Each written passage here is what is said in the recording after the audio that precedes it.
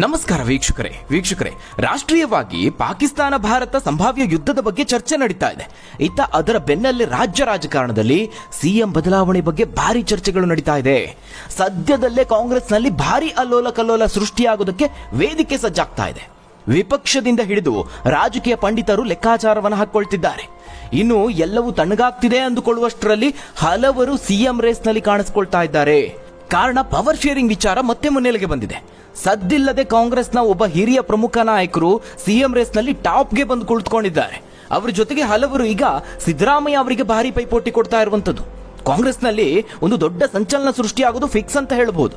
ಮತ್ತೊಂದು ಕಡೆ ಈಗಾಗಲೇ ಡಿ ಕೆ ಶಿವಕುಮಾರ್ ಸಿದ್ದರಾಮಯ್ಯ ಅವರ ಮಧ್ಯೆ ಸಿಎಂ ಕುರ್ಚಿಗಾಗಿ ಭಾರಿ ಜಿದ್ದಾಜಿದ್ದಿ ನಡೀತಾ ಇದೆ. ಇದೆಲ್ಲದರ ಮಧ್ಯೆ ಇದೀಗ ಹಾಲು ಮತದ ಗೊರವಯ್ಯ ಒಂದು ಶಾಕಿಂಗ್ ಕಾರಣಿಕ ಭವಿಷ್ಯವನ್ನ ನುಡಿದಿದ್ದಾರೆ.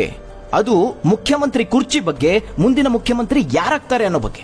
ಆದ್ರೆ ಡಿ ಕೆ ಶಿವಕುಮಾರ್ ಅಲ್ಲ, ಸಿದ್ದರಾಮಯ್ಯ ಅವರು ಅಲ್ಲ, ಕರ್ನಾಟಕದ ಮುಂದಿನ ಮುಖ್ಯಮಂತ್ರಿ ಇವರೇ ಅಂತ ಗೊರವಯ್ಯ ಒಂದು ಸ್ಫೋಟಕವಾದಂತಹ ಭವಿಷ್ಯವನ್ನ ನುಡಿದಿದ್ದಾರೆ.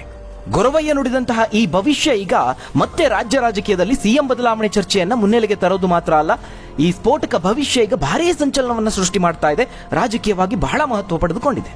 ಯಾಕಂದ್ರೆ ರಾಜ್ಯದಲ್ಲಿ ಕೋಡಿ ಮಠದ ಕೋಡಿ ಶ್ರೀಗಳು ನುಡಿಯುವಂತಹ ಭವಿಷ್ಯಕ್ಕೆ ಎಷ್ಟು ಮಹತ್ವ ನೀಡಲಾಗುತ್ತೋ ಅಷ್ಟೇ ಮಹತ್ವವನ್ನ ಗೊರವಯ್ಯ ನುಡಿಯುವಂತಹ ಭವಿಷ್ಯಕ್ಕೂ ನೀಡಲಾಗುತ್ತೆ. ಗೊರವಯ್ಯರು ನುಡಿಯುವಂತಹ ಭವಿಷ್ಯ ಎಂದಿಗೂ ಸುಳ್ಳಾಗೋದಿಲ್ಲ ಅನ್ನೋ ಮಾತಿದೆ. ಹಾಗಾದ್ರೆ ಮತ್ತೆ ಚರ್ಚೆಗೆ ಬಂತ ಸಿಎಂ ಬದಲಾವಣೆ ಕೂಗು. ಭಾರತ ಪಾಕಿಸ್ತಾನ ಸಂಭಾವ್ಯ ಯುದ್ಧದ ಚರ್ಚೆಯ ಬೆನ್ನಲ್ಲೇ ರಾಜ್ಯ ಕಾಂಗ್ರೆಸ್ನಲ್ಲಿ ಅಲ್ಲೋಲ ಕಲ್ಲೋಲ ಸೃಷ್ಟಿ ಆಯ್ತಾ? ರಾಜ್ಯ ರಾಜಕಾರಣದಲ್ಲಿ ಏನಿದು ಸಂಚಲನ ಸೃಷ್ಟಿಸಿದ ಭವಿಷ್ಯ? ಅಷ್ಟಕ್ಕೂ ಗೊರವಯ್ಯ ನುಡಿದಂತಹ ಭವಿಷ್ಯದಲ್ಲಿ ಏನಿದೆ? ಮುಂದಿನ ಮುಖ್ಯಮಂತ್ರಿ ಯಾರಾಗ್ತಾರೆ? ಸಿದ್ದರಾಮಯ್ಯ, ಡಿ ಕೆ ಶಿವಕುಮಾರ್ ಅವರಿಗೆ ಓವರ್ಟೇಕ್ ಮಾಡಿರೋ ಆ ಕಾಂಗ್ರೆಸ್ನ ಪ್ರಮುಖ ನಾಯಕ ಯಾರು? ವೀಕ್ಷಕರೇ, ಆ ಬಗ್ಗೆ ಒಂದು ವರದಿ ಇದೆ, ನೋಡೋಣ. ಹೌದು ವೀಕ್ಷಕರೇ, ಪವರ್ ಶೇರಿಂಗ್ ವಿಚಾರ ಈಗ ಮತ್ತೆ ಮುನ್ನೆಲೆಗೆ ಬಂದಿದೆ. ಇತ್ತೀಚಿನ ಕಳೆದ ಕೆಲವು ತಿಂಗಳಲ್ಲಿ ಹನಿ ಟ್ರ್ಯಾಪ್ ವಿಚಾರ ಆಯ್ತು, ಗೋಲ್ಡ್ ಸ್ಮಗ್ಲಿಂಗ್ ಕೇಸ್ ಮುನ್ನೆಲೆಗೆ ಬಂತು. ಇವೆಲ್ಲವೂ ತೆರೆಮರೆಗೆ ಹೋಗುವಷ್ಟರಲ್ಲಿ ಪಾಕಿಸ್ತಾನ ಭಾರತದ ಯುದ್ಧದ ವಿಚಾರ ಬಂತು. ಈ ಯುದ್ಧದ ವಿಚಾರದಲ್ಲೂ ಒಂದು ಹಂತದ ರಾಜ್ಯ ರಾಜಕೀಯದ ಜಟಾಪಟಿ ಆಯ್ತು. ಈ ಎಲ್ಲ ವಿಚಾರಗಳು ಮುನ್ನೆಲೆಗೆ ಬಂದಿದ್ರಿಂದ ಸಿಎಂ ಬದಲಾವಣೆ ವಿಚಾರ ಸೈಲೆಂಟ್ ಆಗಿತ್ತು. ಜೊತೆಗೆ ಹೈಕಮಾಂಡ್ ಕೂಡ ಎಲ್ಲರೂ ಸುಮ್ಮನಿರಬೇಕು, ನಾವೇ ಸೂಕ್ತ ಸಮಯದಲ್ಲಿ ಸೂಕ್ತ ನಿರ್ಧಾರವನ್ನ ತೆಗೆದುಕೊಳ್ತೀವಿ, ನೀವೆಲ್ಲರೂ ಸುಮ್ಮನಿರಬೇಕು ಅಂತ ಹೇಳಿ ಎಚ್ಚರಿಕೆಯನ್ನು ಕೊಟ್ಟರು. ಹಾಗಾಗಿ ಎಲ್ಲರೂ ಸದ್ಯಕ್ಕೆ ಸುಮ್ಮನಿದ್ರು. ಆದ್ರೆ ಈಗ ಮತ್ತೆ ಸಿಎಂ ಬದಲಾವಣೆ ಚರ್ಚೆ ಗರಿಗೆದರಿದೆ. ರಾಜ್ಯ ಕಾಂಗ್ರೆಸ್ ಪಾಳೆಯದಲ್ಲಿ ಅಲ್ಲೋಲ ಕಲ್ಲೋಲ ಸೃಷ್ಟಿ ಮಾಡೋದಕ್ಕೆ ಸಜ್ಜಾಗಿದೆ. ವೀಕ್ಷಕರೇ, ಹಿಂದೊಮ್ಮೆ ಈ ಅಧಿಕಾರ ಹಂಚಿಕೆಯ ಮಾತುಕತೆ ಸರ್ಕಾರ ಅಧಿಕಾರಕ್ಕೆ ಬರೋದಕ್ಕೆ ಮುಂಚೆನೆ ಆಗಿತ್ತು ಅಂತೇಳಿ ನಮ್ಮ ಡಿಸಿಎಂ ಡಿ ಕೆ ಶಿವಕುಮಾರ್ ಅವರು ಹೇಳಿದ್ರು.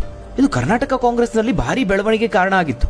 ಇದರ ನಂತರದಲ್ಲಿ ಇದಕ್ಕೆ ಕೌಂಟರ್ ಕೊಡೋದಕ್ಕೆ ಕೆಪಿಸಿಸಿ ಅಧ್ಯಕ್ಷರ ಬದಲಾವಣೆ ವಿಚಾರವನ್ನ ಸಿದ್ದು ಬಳಗದವರು ಮುನ್ನೆಲೆಗೆ ತರ್ತಾರೆ. ಇದು ಡಿ ಕೆ ಅವರನ್ನ ಭಾರಿ ಕೆರಳಿಸಿತ್ತು. ಅದರಲ್ಲೂ ಈ ವರ್ಷದ ಆರಂಭದಲ್ಲಿ ಅವರು ಭಾರಿ ಅಬ್ಬರಿಸಿದ್ರು. ತಮ್ಮದೇ ಆದಂತಹ ತಂಡವನ್ನ ಕಟ್ಕೊಂಡು ಸಿಎಂ ಆಗೋದಕ್ಕೆ ದಾಪುಗಾಲಿಡ್ತಿದ್ದಾರೆ. ವಿಪಕ್ಷಗಳ ಶಾಸಕರ ಬೆಂಬಲವನ್ನ ಪಡ್ಕೊಂಡು ಸಿಎಂ ಆಗ್ತಾರೆ ಅನ್ನೋಷ್ಟ್ರ ಮಟ್ಟಿಗೆ ಚರ್ಚೆಗಳಾದವು. ಮತ್ತೊಂದು ಕಡೆ ಸಿದ್ದರಾಮಯ್ಯ ಅವರು ತಾನೇ ಸಿಎಂ ಆಗಿ ಮುಂದುವರಿತೀನಿ ಅಂತ ಪದೇ ಪದೇ ವಿರೋಧಿ ಬಣಕ್ಕೆ ಟಾಂಗ್ ಕೊಡುವಂತಹ ಪ್ರಯತ್ನವನ್ನ ಮಾಡ್ತಿದ್ದಾರೆ. ಆದ್ರೆ ಡಿ ಕೆ ಶಿವಕುಮಾರ್ ಅಲ್ಲ, ಸಿದ್ದರಾಮಯ್ಯ ಅವರು ಅಲ್ಲ, ಇವರಿಬ್ಬರಿಗೂ ಗೊರವಯ್ಯ ಶಾಕ್ ನೀಡಿದ್ದಾರೆ. ಅದಕ್ಕೆ ತಕ್ಕಂತೆ ರಾಜಕೀಯ ಸನ್ನಿವೇಶಗಳು ಕೂಡ ಬದಲಾಗ್ತಾ ಇದೆ. ಅಷ್ಟಕ್ಕೂ ಗೊರವಯ್ಯ ತಂಡದ ಭವಿಷ್ಯ ಏನು? ಖಾಸಗಿ ಕಾರ್ಯಕ್ರಮಕ್ಕೆ ಅಂತ ಡಾಕ್ಟರ್ ಜಿ ಪರಮೇಶ್ವರ್ ಅವರು ತುಮಕೂರಿಗೆ ಆಗಮಿಸಿದ್ರು. ಆಗ ಗೊರವಯ್ಯಗಳ ತಂಡದಿಂದ ಗೃಹ ಸಚಿವರಿಗೆ ಶುಭ ಸೂಚನೆ ಸಿಕ್ಕಿದೆ. ತಮ್ಮ ಸಾಂಪ್ರದಾಯಿಕ ಶೈಲಿಯಲ್ಲಿ ಗೊರವಯ್ಯರ ತಂಡ ಈ ಒಂದು ಭವಿಷ್ಯವನ್ನ ನುಡಿದಂತಹ ಸಂದರ್ಭದಲ್ಲಿ ಪರಮೇಶ್ವರ್ ಅವರು ಹಸನ್ಮುಖರಾಗಿ ಕೈ ಮುಗಿದಿದ್ದಾರೆ. ಅಲ್ಲಿ ಒಂದು ಇಂಟ್ರೆಸ್ಟಿಂಗ್ ಆದಂತಹ ಸಂಗತಿ ನಡೆದಿದೆ. ತುಮಕೂರಿನ ಪರಮೇಶ್ವರನು ಮುಂದೊಂದು ದಿನ ಈ ರಾಜ್ಯದ ಪರಮೇಶ್ವರನಾಗುವನು ಅನ್ನುವ ಭವಿಷ್ಯ ಗೊರವಯ್ಯ ತಂಡದಿಂದ ಬಂದಿದೆ. ಅದೇ ಸಂದರ್ಭದಲ್ಲಿ ಆ ವೇಳೆ ಅಲ್ಲೇ ಇದ್ದಂತಹ ಕೆಪಿಸಿಸಿ ವಕ್ತಾರ ನಿತೀಶ್ ರಾಜ್ ಮೌರ್ಯ ಅವರು ಗೊರವಯ್ಯರ ತಂಡದ ಜೊತೆ ಸೇರಿ ಈ ನುಡಿಯನ್ನ ಆಡಿದ್ದಾರೆ. ಹೀಗಾಗಿ ಇದು ರಾಜಕೀಯವಾಗಿಯೂ ಸದ್ದು ಮಾಡೋದಕ್ಕೆ ಕಾರಣ ಆಗಿದೆ. ಗೊರವಯ್ಯ ತಮ್ಮ ತಂಡದ ಜೊತೆಗೆ ಸಾಂಪ್ರದಾಯಿಕ ನೃತ್ಯ ಮತ್ತು ಹಾಡಿನ ಮೂಲಕವಾಗಿ ಅಲ್ಲಿದ್ದ ಎಲ್ಲರ ಗಮನ ಸೆಳೆದ್ರು. ಇನ್ನು ಡಾಕ್ಟರ್ ಜಿ ಪರಮೇಶ್ವರ್ ಅವರಿಗೆ ಶಿವನ ಪದಗಳನ್ನಾಡುವ ಮೂಲಕವಾಗಿ ಶುಭ ಹಾರೈಸಿದ್ರು. ಜೊತೆಗೆ ಶಿವ ಮತ್ತು ಪರಮೇಶ್ವರ್ ಅವರಿಗೆ ಹೋಲಿಕೆ ಮಾಡಿದ್ರು.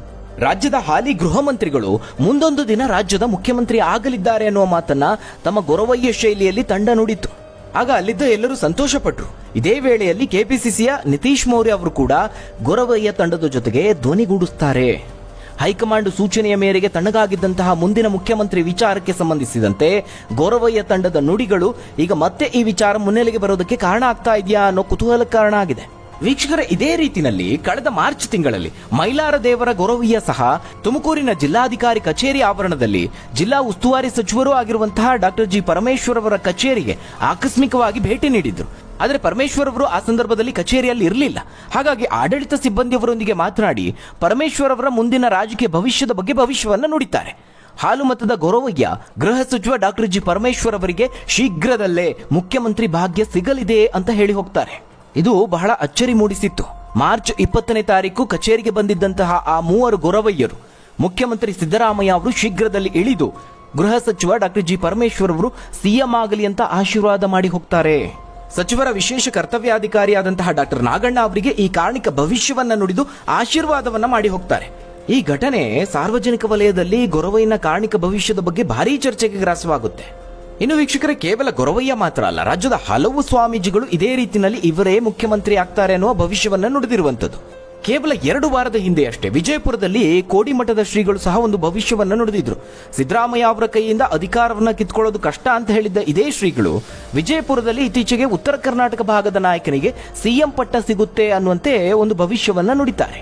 ಆ ಕಾರ್ಯಕ್ರಮದ ವೇದಿಕೆಯಲ್ಲಿ ಮುಂದಿನ ಮುಖ್ಯಮಂತ್ರಿ ಯಾರು ಅನ್ನೋ ಬಗ್ಗೆ ಕೋಡಿಶ್ರೀಗಳು ಅವರ ಹೆಸರನ್ನ ಸಹ ಪ್ರಸ್ತಾಪ ಮಾಡ್ತಾರೆ. ಅಲ್ಲಿ ಏನ್ ಹೇಳ್ತಾರೆ ಅಂತ ಹೇಳಿದ್ರೆ, ಕೋಡಿಶ್ರೀಗಳು ಇತ್ತೀಚೆಗೆ ಸಿದ್ದರಾಮಯ್ಯ ಅವರೊಂದಿಗೆ ಮಾತುಕತೆಯನ್ನ ನಡೆಸುತ್ತೆ. ಈ ವೇಳೆಯಲ್ಲಿ ಮುಖ್ಯಮಂತ್ರಿ ಸ್ಥಾನದ ಬಗ್ಗೆನೂ ಪ್ರಸ್ತಾಪ ಆಯಿತು. ಈ ವೇಳೆ ಉತ್ತರ ಕರ್ನಾಟಕದಿಂದ ಯಾರಿಗೆ ಮುಖ್ಯಮಂತ್ರಿ ಸ್ಥಾನ ಅಂತ ಕೇಳಿದಾಗ ಸಚಿವ ಎಂಬಿ ಪಾಟೀಲ್ ಅವರ ಹೆಸರು ಬಂತು.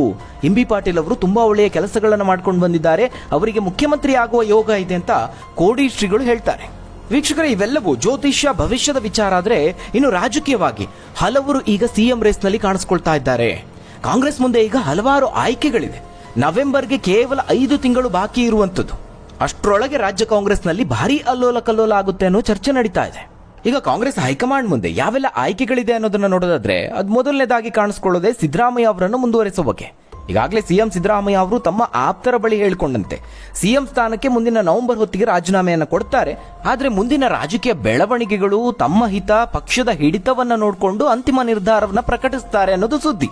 ಇಲ್ಲಿ ಸಿದ್ದರಾಮಯ್ಯ ಅವರ ಇಂಟ್ರೆಸ್ಟ್ ಇರೋದು ದಲಿತರೊಬ್ಬರನ್ನ ಸಿಎಂ ಮಾಡಬೇಕು ಅಂತ. ಡಿ.ಕೆ. ಶಿವಕುಮಾರ್ ಅವರಿಗೆ ಅಧಿಕಾರವನ್ನ ಬಿಟ್ಕೊಡ್ತಾರೆ ಅನ್ನೋ ರೀತಿಯಲ್ಲಿ ಕಾಣಿಸ್ತಾ ಇಲ್ಲ.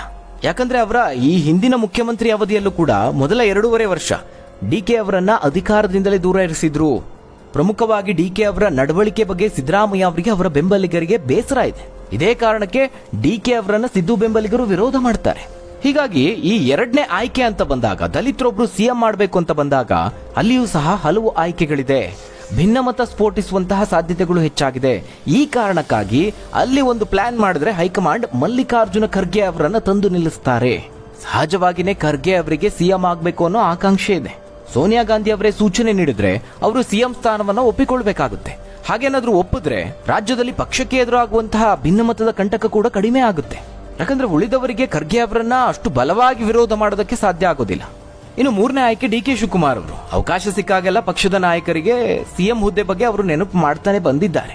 ರಾಹುಲ್ ಅವರಿಗಾಗಿರಬಹುದು, ಸೋನಿಯಾ ಅವರಿಗಾಗಿರಬಹುದು, ಬಹಳ ಹತ್ತಿರದ ನಂಟನ್ನು ಹೊಂದಿದ್ದಾರೆ. ಇನ್ನು ಹೈಕಮಾಂಡ್ಗೂ ಡಿ.ಕೆ.ಶಿ ಅವರ ಮೇಲೆ ಒಲವಿದೆ. ಸದ್ಯ ಅವರು ರಾಜ್ಯದಲ್ಲಿ ಪಕ್ಷದ ಅಧ್ಯಕ್ಷರಾಗಿರುವಂತವರು, ಕಷ್ಟಕಾಲದಲ್ಲಿ ಪಕ್ಷದ ಕೈ ಹಿಡಿದವರು ಅನ್ನೋ ಅನುಕಂಪ ಇದೆ.